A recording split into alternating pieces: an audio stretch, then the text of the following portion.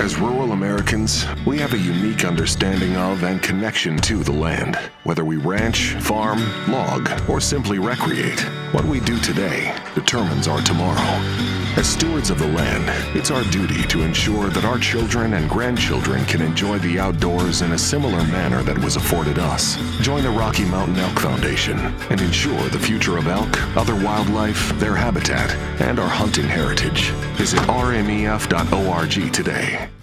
Thanks, as always, to our friends at the Rocky Mountain Elk Foundation for their continued support of everything we do right here on According to Flint, including my podcast, which this week features, I've always said, if I made a list of my top 5 friends that I've had in my lifetime, Shorty Gorham would probably be on that list. Everybody knows him as one of our rodeo and PBR bullfighters, and there's a lot to Shorty. He is an outdoorsman. He's a cowboy, he was a pickup man, and he's a bullfighter. And probably the most fielded question that I've ever fielded in my entire career is, where's Shorty at? What happened to Shorty? So we are going to answer that question today, as well as cover some of the great memories from our long career that we've had. We've worked the PBR finals together, the Wrangler National Finals Rodeo together. And so really have looked forward to this one. I hope you get a few laughs. More importantly, learn some things you didn't know before about both of us. So enjoy this podcast, According to Flint, with my friend Shorty Gorham, after this message from our friends at Pendleton Whiskey. Growing up, you wanted those older cowboys that you admired to someday call you a cowboy. Nobody can tell you you can't do that if you want to work at it hard enough.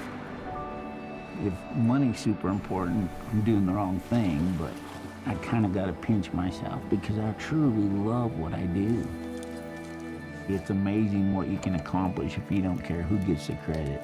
Just make sure it gets taken care of. Well, welcome again, everyone, to episode number 39 of According to Flint. And I'm not, a lot of these I get nervous for my prep and who I have on, maybe a little intimidated. This one, I have goosebumps. I'm so excited. The title of this podcast should be, Where the Hell is Shorty?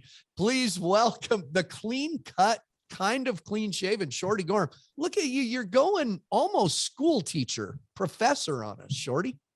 Well, yeah, I'm in my daughter's schoolroom, so I might as well look like a school teacher. You're going to do a PowerPoint for us later, your little pointer. And yeah, I will. Yeah. I'll turn you over here. Oh, there's you got the chalkboard. And there you go. It's that we were going to, and we may title this podcast, Where the Hell's Shorty? It was time, Shorty. It was time. I called you on the phone and I said, it's time. I've always known I'm going to have Shorty on my podcast. Didn't know. I want the time to be right. You are aware that I have never answered the same question. I've been through kids. I've been a school teacher. I've never answered one question, the same question so many times as I have. Where's Shorty at? Holy crap. You're aware of that, aren't you? I am. Yeah. You've given me hell about it a little bit, but I feel like you're going to be like Cheech and Chong. Dave's not here, man. Hey, man, open up. This is Dave. I got the stuff. Hey, man, no, Dave's not here. Good reference. That's when I was a kid, Cheech and Chong. So there you go. All right, let's get some stuff out of the way. Should the PBR? Listen. The PBR sells bull riding and bull riders. I get that, but you guys, because you are on TV more than anyone, the people really connect. We'll cover that first. The people really connect with you guys and your personality. You, Frank, Jesse, Cody, now Lucas Teodoro's at all of them. There's a connection there with fans. It's become quite the phenomenon, hasn't it? Yeah, it's interesting how it's all come around, because as you will remember, like back in the day, we were supposed to be out of sight, out of mind, and just wasn't really part of the show. And really Bullfighters never really were intended to be, but then they found a little niche. I don't remember I guess it started with Smets doing the pick of the pen or whatever, he did part of the broadcast, and then it just kind of grew from there. It went from there to Joe. And then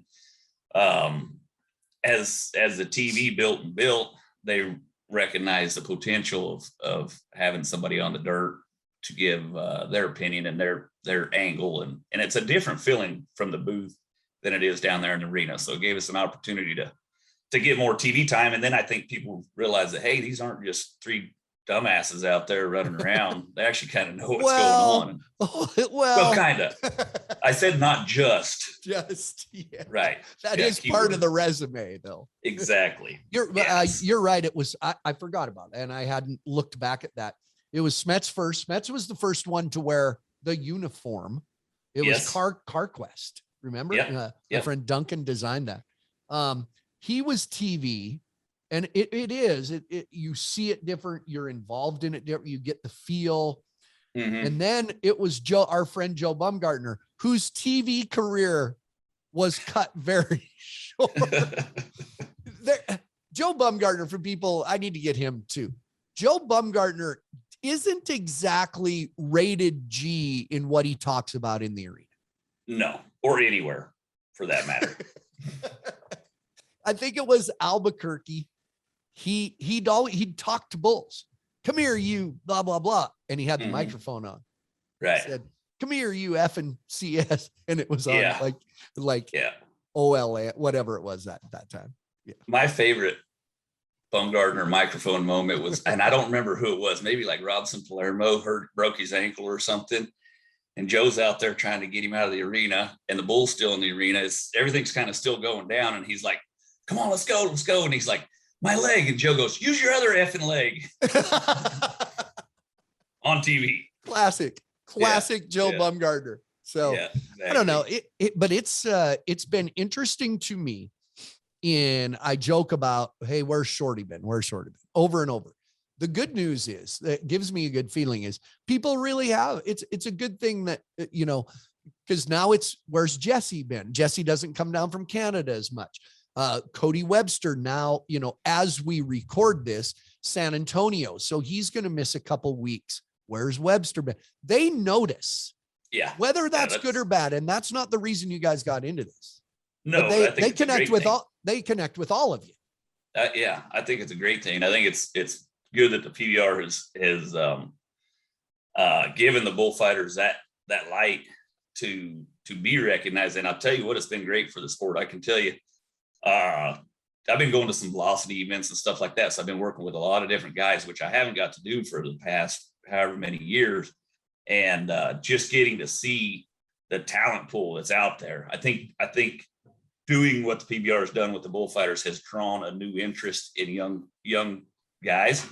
And the talent level right now, the Bullfighters is super deep, man. It's very, very encouraging to see it. And I think it's part of letting us talk about what we do and showing what we do and stuff. Necessary, the TV exposure and stuff, kind of a necessary evil in today's society. I have not really looked at it that way, but as a young kid, 16, 17 years old, thinking about being a bullfighter, you can build a brand. Now, we talk about that a lot. Now you've done it. I'm trying to do it now. You can build a brand because TV points people to your social media. You can then build a brand and monetize that in ways additional to what you make in the arena. Correct? Right. Correct. So, and it's grown into something where, bullfighting, you can make a pretty damn good living doing it now. And I think these kids are seeing that. And that's why it's drawn them to that. And then, like I said, you can subsidize it by building your brand. It's funny that you say that. People will come and go, these bullfighters, they're the unsung heroes. They don't get enough credit, and people are stuck in that old mentality of they don't get paid hardly anything anymore, and nobody recognizes them. I feel like there's a lot of times during the show, Clint Atkins and Matt West, where I work, and Grover and those guys, they'll say, hey, we have not recognized them enough tonight. Give it up for the U.S. Border Patrol safety team. And the pay, you bring that up. It's not the old, I'll give you 150 a performance. Times have changed a little bit, haven't they? A lot.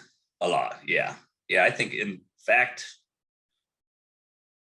Yeah, I remember when I started out, I think that was kind of the going rate, 150, and then you could work your way up, and it didn't take long. I was making 300 and I thought there'd never be another poor day. I remember that. Yeah. Me too. Yeah. Me too. I mean, but no, now it's a good living. And once you get to the top and the bottom side, the bottom end of bullfighting has really come a long ways too. So all the way across the board, it's way better. But when you get to go to work for the PBR, things get a hell of a lot better. Well, I always like when people come to me and say, hey, Flint, you're making a good living. Thanks for setting that standard for us. Now we can all make more.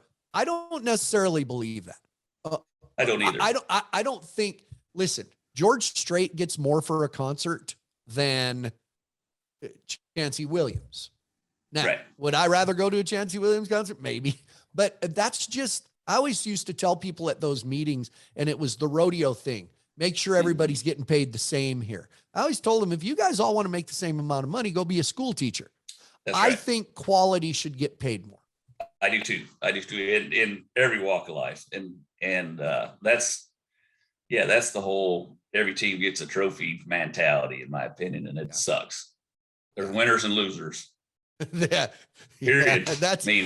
You want to make more, be a winner. I'm with you, man. I always appreciated that. And so, yeah, there is a lot of that, but do you think the PBR should be better now that you guys are getting that airtime?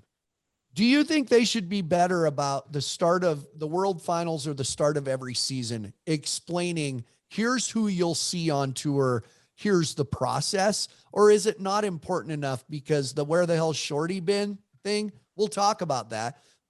First of all, explain you didn't go anywhere. There's a process of how the bullfighters are selected. Explain the process. Hey, everyone, listen. Shorty's going to explain the process. So at the end of the year, or toward the end of the year, before the World Finals, the PBR will contact or be contacted by every bullfighter that's qualified to go to the PBR World Finals.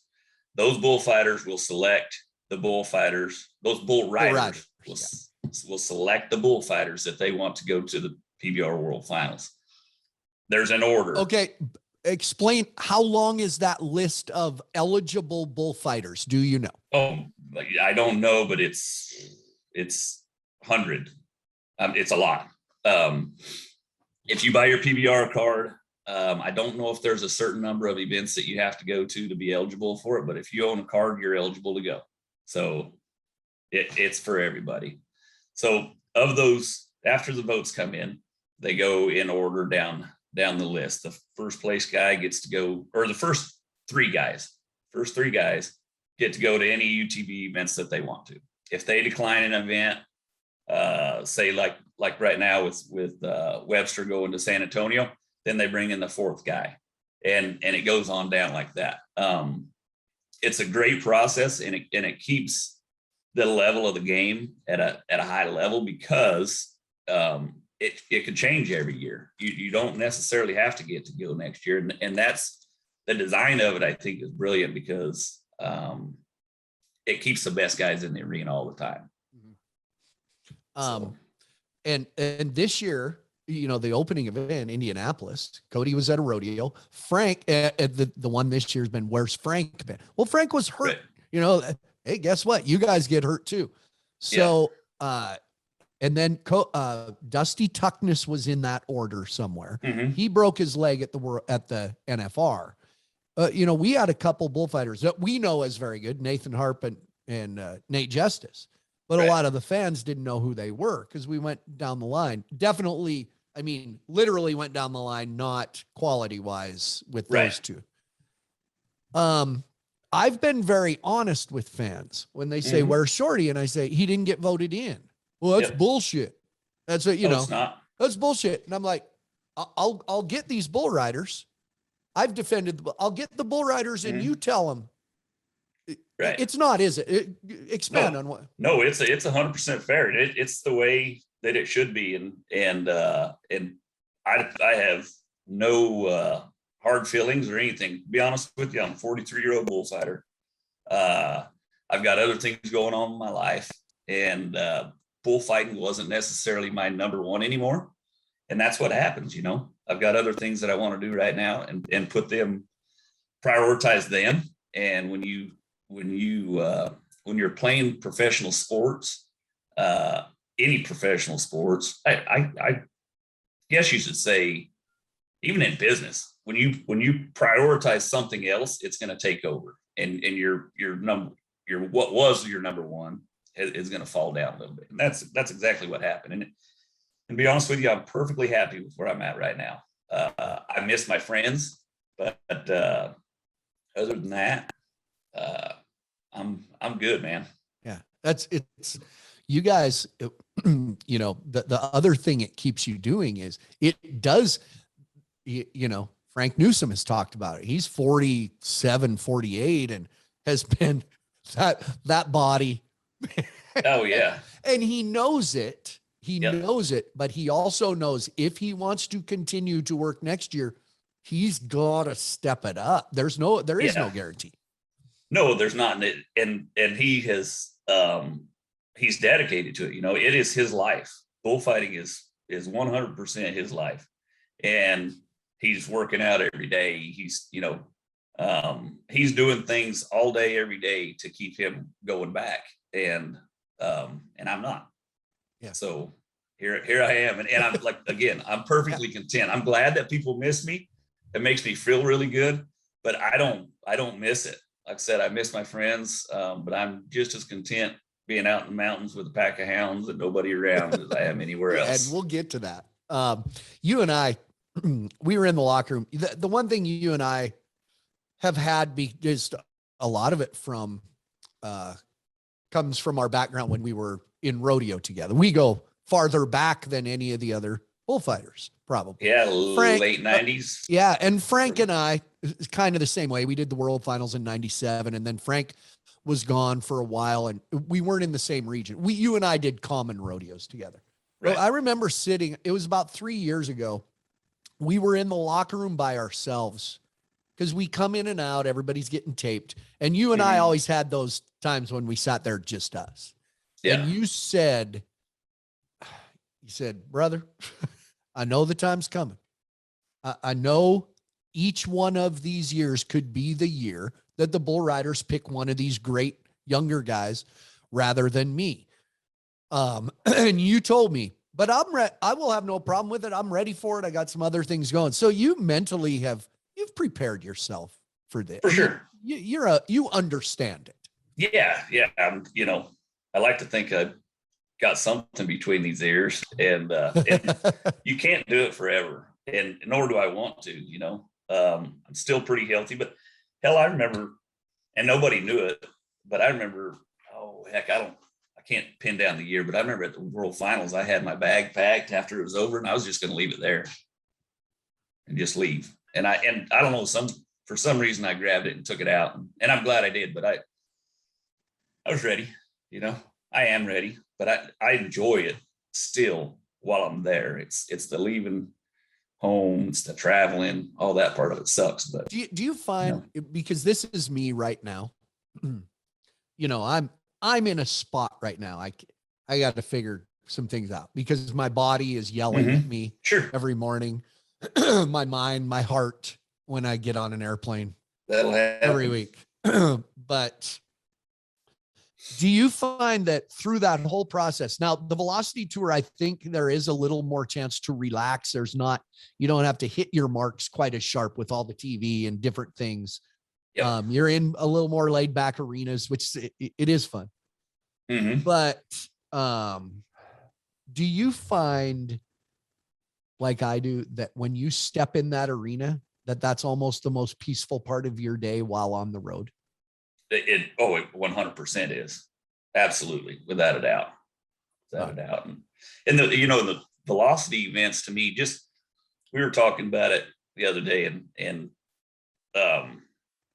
some of the people that work over there haven't got to work on the UTV tour, and not necessarily bullfighters, but the crew and everything. And it's a more relaxing environment because you don't have that high stress of having to hit the marks, and half of the production at the UTV events it's crazy. It's wonderful, but it's like, it's intense, and everybody feels it. Even if you're not a part of the production, you still feel it. Yeah. It is. There's it's nice a pressure. There's a pressure Yep. being in Madison Square Garden or Staples Center, whatever it's called now, or those famous arenas. There's a pressure there that they expect the greatest show they've ever seen.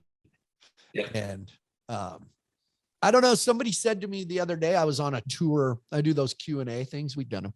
Right. And a fan knew I had heart issues it's almost been 13 years ago, and said, does your cardiologist recommend this job you're doing? And I said, there's nothing. I mean, in the arena, there's a stress, but I'm going to be my best stress. The stress is everything else. Yeah. The stress is all of this, is real life. And I think they did a study one time. I can't remember if it was like Frank Newsom as a bullfighter or a bull rider, that their heart rate actually dropped. I used to wear that Fitbit. Oh, there you go. Yeah. And that was like my heart rate was actually lower in the arena, even after after a hang up or something like that. I'd glance down and my heartbeat would be like 82. Yeah. It's a peaceful place because nothing else matters. It's a boundary. I've always said, like at PBR World Finals, when I'm in the arena, there's a fence. Nobody can get to me. Stay out there. Yep. Yeah. I've seen it happen. Yeah, but they've jumped the fence before. But it is. I always say, when I'm in the arena, that's where I'm supposed to be. And everything, you and I both have been through a lot in our lives. Much of it self-inflicted. I'm not blaming anybody else. Personal stuff. Marriage stuff, kids stuff. And when you step in the arena, it doesn't disappear. It has to disappear for 2 hours. It has to. Yeah. And it's like, and everybody, I guess, deals with things a little bit different, but when you walk out of that locker room door and it closes behind you, all your problems stay in there.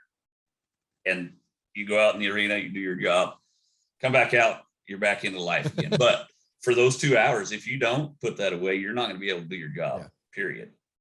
When I close that door, sometimes I'm like, get it. A couple dead bolts. It's like the skeletons falling out of the closet. Right. Hey, you brought up a good point, because I had made a note about that. It is inevitable and part of the job that fans, they do it with movie stars and singers. It's not unique to us, but it's I've learned it's a real interesting dynamic to deal with in my life. They inevitably associate you and completely who you are with the job you're doing. Right. Like your complete identity is Shorty in the arena. That's like, where is Shorty? Where's he been? Where'd he go? With me, it's where's your shorts and where's your makeup?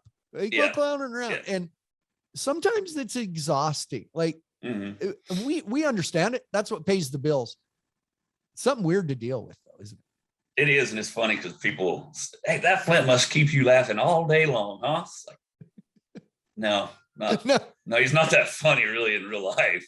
Like, but no, it is. It's funny how they do, and I remember we used to do a lot of autograph sessions, and they show up and they're like, where's your hat and your jersey and all that? It's like, really? You think we just wear this stuff around all day, every day? Sometime. Yeah. Right. I mean, and I try to be, of course, we accommodate those people. It is part of the job, but I can see, there's always those shows about crazy people who think the movie stars are the actual person they play. Right. Can you imagine being one of the people now on Yellowstone? Like, I always think of Cole Hauser, who plays Rip on Yellowstone. I don't really watch the show, but I've seen him and met him, but he's Rip on Yellowstone, the main. Can you imagine that poor bastard?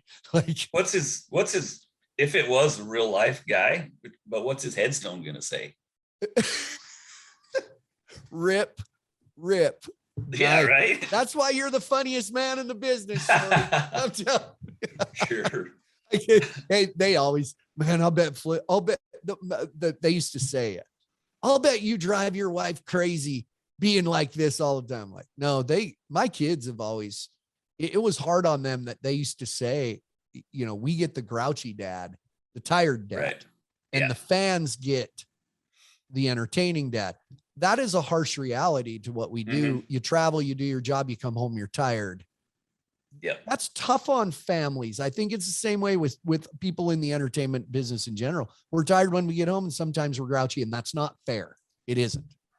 It's not. And at the same time, you know, you're gone, you're away from home. So to them, it's like a vacation, even though they know that's your job. That's where you go make your living. And they know it's where you got still somewhere, somehow. I think they turn it into that.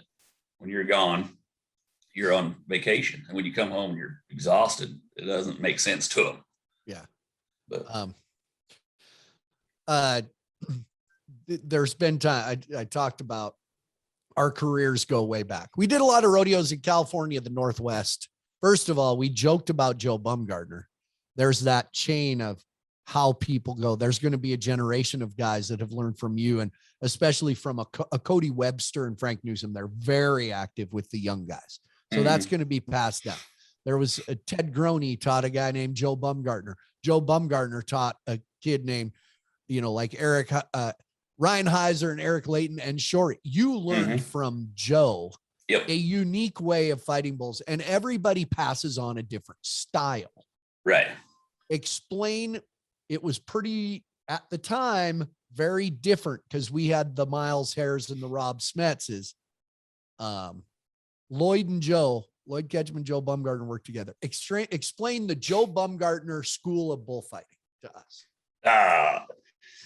Well, Joe was always a preventative kind of guy, and he was super smooth, and he read bulls better than anybody I've ever seen, and he was a phenomenal athlete. He actually played just as Jose Vitor Leme. Joe was a soccer player, and but it was always, for Joe, was always, let's get in here, get all these guys out of here safe, and sweat as little as possible and be noticed as little as possible. That was the deal. Like it was smooth. Joe was so smooth and had such a unique way of getting his hands on bulls, kind of a long, you know, tall guy. And I think he was probably the first guy that could come from a really long ways away, because in California back in those days, like if you, and Joe worked a lot for a guy by the name of Dan Russell. So did I. But if you took a step toward the bull during the ride and the guy wasn't coming off, you would get your butt chewed bad. Oh, And Big Dan was an ass during rodeo. he was. Yeah. Yep. But he wanted his bulls to buck, and he didn't want you getting in their way. And so Joe learned from Dan how to come from a long ways away and still get there in time and get the job done. He was the first guy that did it. And I've talked to some guys that fought bulls, you know, way before us, that complimented us on that. Like, I don't know how you guys come from such a long ways away and still get there and get the job done. When they fought bulls, like, you know, in the 60s and 70s and whatnot, they would kind of stay with the bull during the ride. They would stay real close there. And Joe had a knack for doing it. And it was fun learning. And those bulls back then, you had all the Nacarado bulls and the Kish bulls, you know, and then Cordell bulls. But they were kind of, the California bulls were a little bit smaller, a little bit faster, and a little bit meaner. And it was, every day was action packed. It was fun. And It was. Joe, in my opinion, honestly, and some people may not agree with me, and I really don't care because you're wrong, Joe is the GOAT. I've said the same thing. Joe Bumgartner, and listen, I've worked with, and great friends with all those guys, Smets and Me Lloyd, and currently you, Frank, Cody. Joe Bumgartner's the greatest cowboy protection bullfighter I have ever seen and will ever see.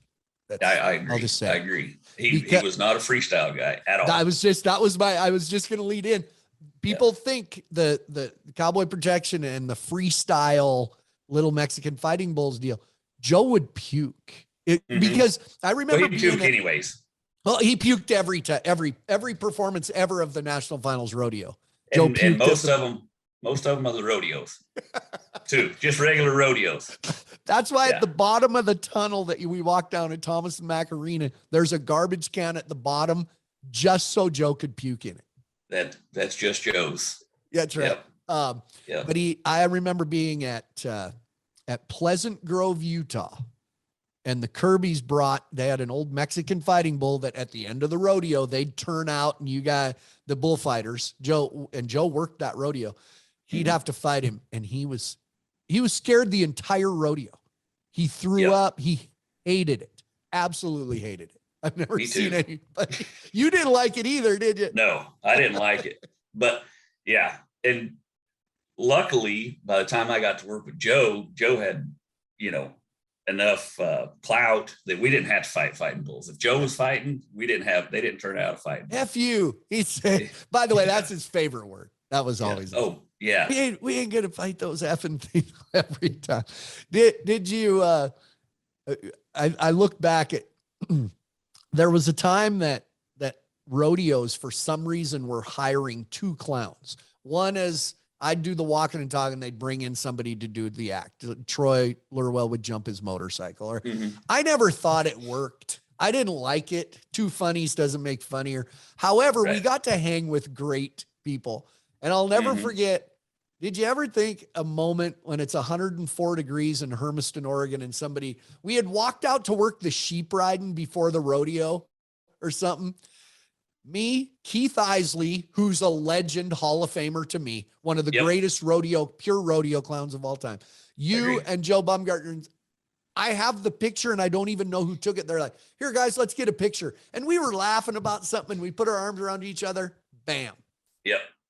And I sent you that picture recently. Who would ever think a moment like that 20 years later, you go, holy shit. Like what a great picture. Yeah.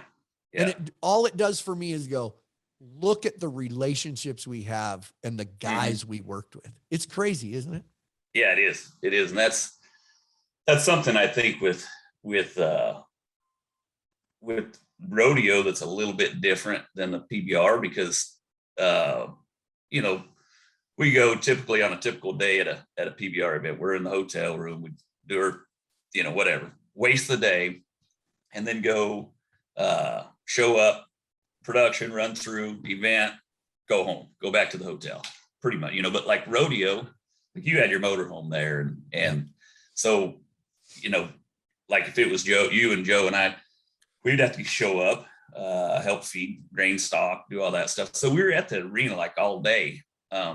We'd get all our stuff done, then go eat lunch, whatever, and then clean up, come back for the performance. But we spent a lot more time around each other, I felt like, than we have in the last few years. But so the relationships I think become even stronger than what we have now. Yeah, I do. I do remember watching you guys feed stock.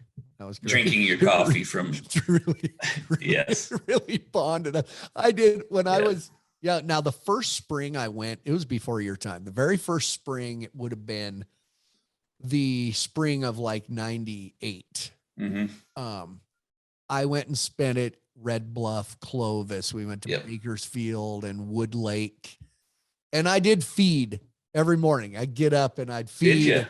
But it was cool. It was I had a wife at home and it helped me get through those days instead of just sitting around sulking about being away from home. Right. Yeah, I enjoyed it. And it wasn't hard work. It was just, and everybody got along and they had a system. Shoot, it wasn't that bad, but it was fun. And I think that part of my career, I think it helps you every time you can be around livestock and work with livestock, it helps you in the arena too. So I really do.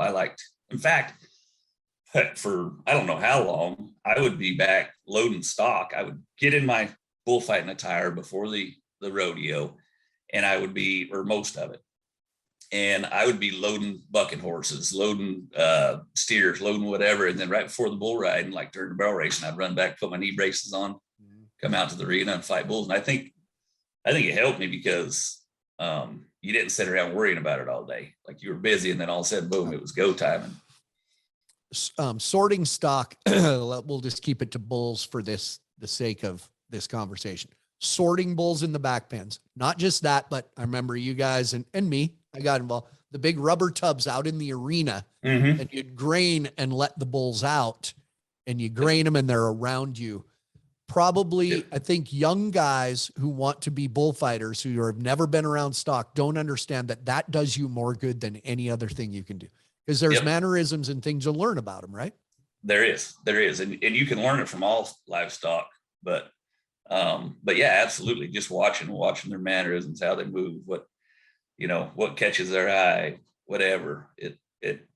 That's what I tell my recommendation to every young kid that wants to be a bullfighter. And they say, what can I do to be a bullfighter? I say, well, do you work on a ranch? Nope. You work in a feedlot? Nope. Then go get a job at a sale barn. What? And you do, because you're working in the back pens. You're either probably start out pinning the stock back, which is fairly easy, but then you go to sorting stuff and they're running animals at you all day long. And pretty soon you don't even realize it, but you're learning how to read them on the fly. And it starts to come to you quicker and quicker and quicker. And you know how that animal's going to deal with pressure or the lack of or whatever. And I think that's the best thing in the world for a young guy wanting to fight bulls. Go get a job to sale barn. Pays like crap, but it'll be worth it in the end. Like when you start being a bullfighter. Same. Exactly. And my brother owns a sale barn, so I know I can say it pays like crap. Some things that I know about you that a lot of people don't. I worked with you probably earlier in our careers with you as a pickup man during the rodeo. You were a great, and still are, but back in the day, great roper, calf roper, team roper, really good. I haven't roped in a long time. I wouldn't say still are. Okay, you used to be. You were like the high school state champion calf roper, weren't you? Like, won the California state twice. Yeah. And nearly by a broken barrier, nearly set the arena record at the Pendleton Roundup in the calf roping. And I will say, not to reveal too much, you didn't exactly feel really good that morning that you did that. Well, I'll tell on myself. That was funny because I went the year before, I guess, Lloyd got hurt. I don't remember who got hurt first. Rowdy Berry got hurt. And so I got called to work the PBR at the Happy Canyon, or is that what it's called? Yeah. Yeah. And then the weekend leading up to it, Lloyd got hurt. So I got to work the rodeo as well. So, and I loved Pendleton. I was like, oh man, this is the greatest rodeo I've ever been to in my life. And I still think that it is my favorite rodeo. Ditto. And so the next year I went home and bragged about it. And there's an old guy I used to rope with, Plenty Pankos, and I rode his horse a lot.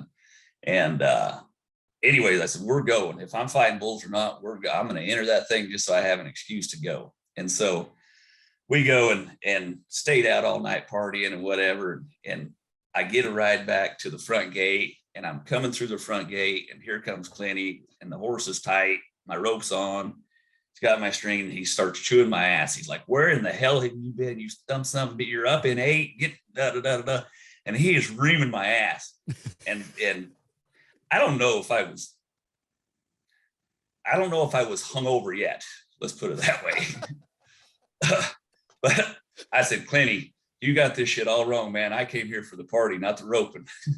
and then drew old Fluffy and old Fluffy. And you broke out. So people listening to the slack, they run all morning, all day slack one day where everybody gets one. It's not a paid performance, but shoot, there's 7,000 people there at the slack in Pendleton. Oh, it's great. And the greatest, we go watch. Yeah. And I the greatest ropers in the world. And I'll never forget, you broke the barrier, which is +10, right? And you were to break the arena record. And I remember it was Fred by Whitfield. About a half a second. Yeah. Killed it. It was, I remember Fred, if that was when Fred Whitfield and all those guys were still roping. Mm-hmm. And you said, Flint, I'll tell you, wouldn't that Fred Whitfield have been pissed if he'd got his ass kicked by a clown? I'll never forget that. Well, and it's on Pendleton's on grass, and there's no rope and shoot. You're coming off of a dirt track, and they have a guy that'll call the animal as it's coming out. So you don't even see the animal. You just back up against the fence and you tell them, okay, let him out. And a guy on a horse goes in a little pen back there and gets it out, and he comes loping with the animal down the alleyway, and there'll be somebody on the fence and they'll say he's out. He's halfway, 3/4. There he is. And that's the first time you see that animal. Well, Brent Lewis was calling, and he's like, he's out halfway. He's good. He's good. 3/4. He's really good. There he is. And so I'm going down. Well, then down at the barrier, which is, I don't know how many feet it is from the wall to the barrier, but there's always guys feet. It's 35 feet probably. Yeah. And so, but being that it's on grass, it can get dangerous. And so you got guys down there watching the barrier, and if you break out, they'll holler at you, because there's no use in taking a risk if you broke out. So, and I go by the barrier and I don't hear nothing. I thought, hell, this is perfect. So anyways, get the calf tied down, come walking back. And I'll never forget, I look back at the barrier, and Jerome Schneeberger looks up at me and he just goes like that. And I just went, shit. But yeah. Could have been. That's my claim to fame. Could have been. Yeah. Could have been. Hey, for what people see, I think Frank and Cody and I maybe talked about this too, but we talk about all those times where whether guys we worked with or the people we've had the opportunity to meet, the Joe and Keith picture. And I may have a picture of this somewhere that maybe we can share, but the other one was the weekend we spent. Junior Seau, Hall of Fame football player, was doing a TV show where he went and did jobs. And we spent an entire weekend in the locker room, just one of the guys with Junior Seau. Yep. I look back and it's one of those things. I hope I didn't take it for granted. Right. Amazing. So I actually got to spend the day before with him, part of the day before, because I took him out to my brother's sale barn, because that event was in, it wasn't Chino, because that's where my brother's sale barn. Ontario. There you go. And so my brother's sale barn's in Chino. So took him over there, looked at the bulls. That's where all the bucking bulls were staying. Got a wheelbarrow, chased him around with the wheelbarrow, taught him how to throw a fake, And I'll never forget, I was explaining to him, to wait till right at the tail end before you give your fake, and then you go the other way. And he told me, he said, man, you think I made it 16 years in the NFL by telegraphing my fake? And I was like, all right, good point. Good. Sorry. All right, whatever. So anyways, game day comes and we're there, and he's supposed to just hang out. You remember that? He's out there with me. He's way back. Just, yeah. Yeah. And before, here, all of a sudden he's down there with us. We're like, all right, well, whatever. And so he kind of helps with a couple. Well, then this bull comes at him, like the rider's already safe for everything. This bull comes at him and he gets run over, just right over the top of him. Down he goes. He gets up, he looks at me, he's like, what happened? I said, telegraphed your fake. And I'll never forget that. But to this day, if you see us out in the arena before the event, right before we kick off, you see us all lick our hand, and we call it tapping in. And Junior had said something. This is a lesson for everybody, a lesson in life. Junior asked us before, while we were in the locker room, he says, you guys have any traditions or anything that you do before the game? And we're like, no. And I asked him, I said, do you? He said, yeah, I always shave. And he did. He shaved in the locker room. And he said, before we start, we tap in. We're like, what's tapping in? And Junior said, I don't want to go out there and play with a guy who has millions of dollars in a mansion and 10 Ferraris and everything he could ever want. I want to play for the guy that's trying to earn that. So you got to tap back in to that guy that played in college or whatever, trying to earn that contract. He said, I want you to tap in to the guy trying to earn it. You're and really that's why in here. You're tapping in there. That's right. And that from that day on, we've always tapped in before every performance. Yeah, we literally tap in. So it's a literal thing for us, but it's a reminder to me. I've told that story a lot, and I'm glad you told that story, because I remember you were the one that asked him. Mm-hmm. And I've told high school, I was invited to speak to my old high school football team before a playoff game. And I told him that very story. I said, Yeah. so tap into the little kid playing in your backyard in the snow. That's right. And I That's got to right. tap in. I need to tap in more to the guy in Yeah. Absaroka, Montana, when there was 35 people in the stands and you just couldn't wait to do your job. Yep. And that was so great. I'm glad you told that Mhm. story. I forgot about the shaving in the locker room thing. Yep. I Yep, did he that. shaved. I did that in Arlington, Texas, a couple of years ago. Yeah, I've been in the locker room shaving, and you and Bates made fun of me for how much foam I had to use to shave. I don't know if you remember that. Yeah.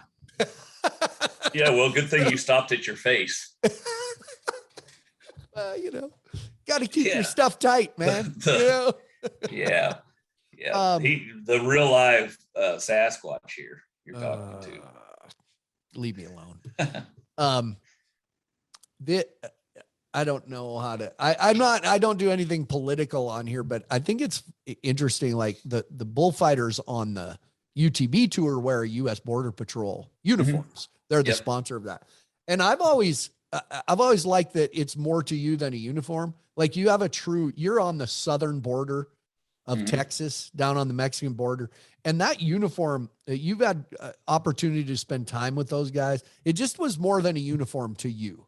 You had really personal dealings in all of that, and still do. Yeah. Still do. And got to understand, I was born and raised 7 miles from the Mexican border in a little, El Centro, a little shithole in Southern California. I've been to El Centro, by the name of El Centro. But it's hot. It's a cool little farm town, really, but it's just hot, and I hated the heat. And then I guess I lived in Red Bluff for like a year. Other than that, I've always lived within 70 miles of the border. I live 50 miles from it now, and down here right now, it's been a shit show, and it has for a while now. We've got guys now, what they're doing, they're still in vehicles. Well, they've done this for a long time. They steal vehicles. Like usually it's a Ford 3/4 ton or 1 ton. And why, I don't know, but they pull the back seats out, and then they go down by the border and they get a pickup, and they just stack. There'll be 15 illegals in the pickup, and they would drive on the interstates, and usually they're going to Houston or Dallas or something like that. Well, they got to getting caught too many times. So now what they're doing, they'll do the same thing, but they don't even try to go down the interstates anymore. They're just going down these county roads and then cut through ranches, and it's high fences, and they're just running them over, just run one after another, just run them over. And so you'll have big old hole in the fence on the south end of your ranch, and big old hole on the fence in the north end of your ranch, and you're fixing fence on a daily basis almost. And it's not good. But I have got to work with those guys a lot, and I've got a lot of respect for them and a personal connection, just because we're dealing with this trouble down here right now. So we talked earlier, and I said I'd get to it. You have other things going, and for a long time I've had other things going. You're heavy into cat hunting. You contract with the government, you raise hounds. Tell us a little about where's Shorty? What's he up to? Tell us. Yeah. So, it started out years and years ago. We were having trouble on the ranch, and we had mountain lions killing livestock and colts. And so I called a friend that had some hounds, and I always had cow dogs and stuff. And so I ended up getting my own hounds just to take care of our problems. And it became a passion.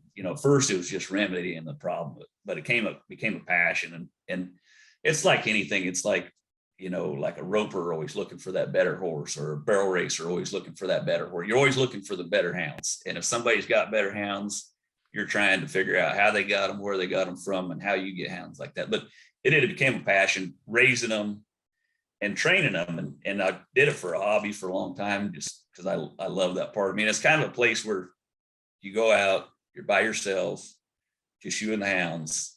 And it's like you said, that peaceful place in the arena. That was my peaceful place. But anyways, over the years, I got into taking hunters, helping outfitters guide hunts. And then I got invited to go do help with a research project out in California in 2016. We were putting collars on mountain lions for research. So get to catch them, tranquilize them, then get them down, take all kinds of measurements, weights, get DNA samples, this and that, put a collar on them, wake them up, and then get to study them. You get to watch them. I can get right here on this computer and see where all those collared lions are, where they move from day to day. And that really sparked an interest in me, and got to doing a little bit more of it. And then here, I guess about a year ago, I got a job with the USDA, and that's my job is doing research on capturing the animals for research, mountain lions and bobcats. So that's what I do now, and I love it. We've all done it. We've all hunted cougars here and there. Right. You know, Four-legged. You knew I couldn't let. I'm chasing the four-legged. Yeah. Well, I just think it's cool, and I wanted to be sure and let everybody know that you're not sitting in the gutter waiting for somebody to call to fight bulls. I mean, you are a little bit, but basically, we joked, and I said it. I don't know if you saw it. I did a little video from the very first PBR at Indianapolis. I said, I want to introduce you to the Bullfighters. And before anybody asks, I said, Frank's been hurt. Webster is at a rodeo. Dusty Tuggins broke his leg, and Shorty won't answer his phone.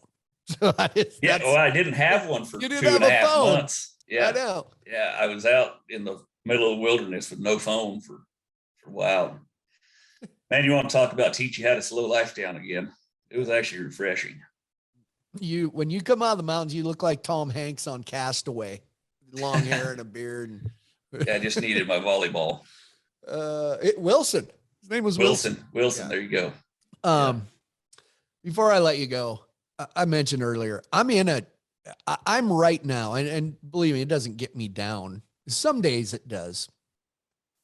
To know when you think, but there's a couple factors when to call it a career in this.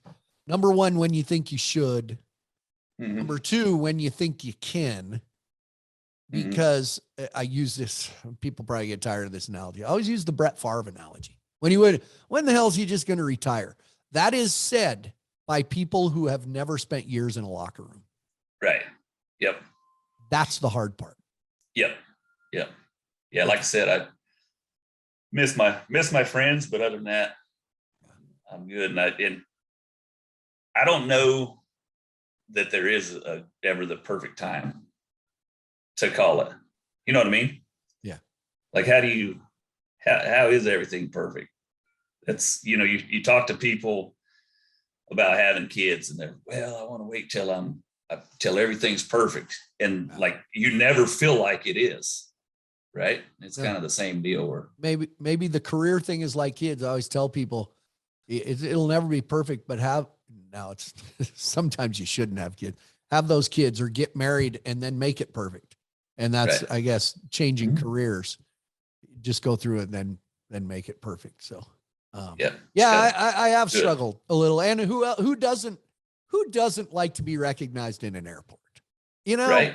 That's the best thing when somebody comes up. Hey man, I've been stopped in airports, usually more in other airports rather than Montana airport. Right. Yeah. We're big fans. We love what you do. Isn't that there's really, no matter what anybody says, that's a really good thing. Yep.